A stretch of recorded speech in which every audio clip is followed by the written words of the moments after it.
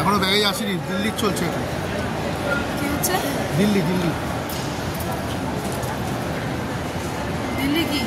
দিল্লির এখনো ব্যাগেজ শেষ হয়নি, নেক্সট ক্যালকাটা। বলো এয়ারপোর্টটা কিরম লাগে? এয়ারপোর্টটা কিরম লাগে? ভালো। আমার টয়লেট পেয়েছে।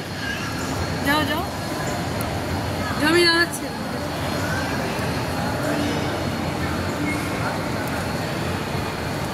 আপনাদের সবাইকে এই মনোহর ইন্টারন্যাশনাল এয়ারপোর্টে স্বাগত। আজকে 23 তারিখ, 23শে ডিসেম্বর, কালকে ক্রিসমাস ইভ, ক্রিসমাস।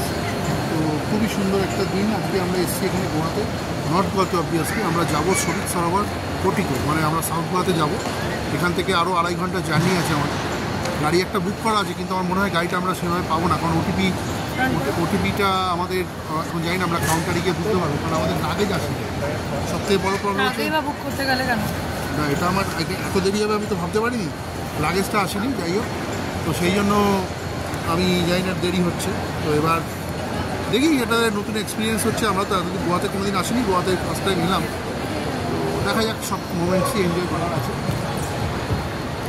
অ্যাকচুয়ালি এখনও বেল্টে যে আমাদের যে বেল্টে লাগেজ আসবে, সেখানে দিল্লি এখনও চলছে।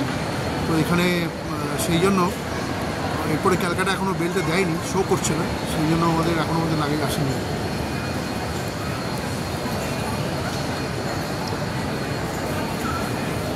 আস্তে আস্তে লাগেজ আসছে, দেখা যাক।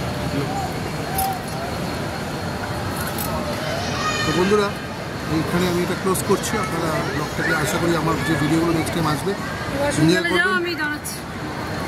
একটা গোয়া হলো।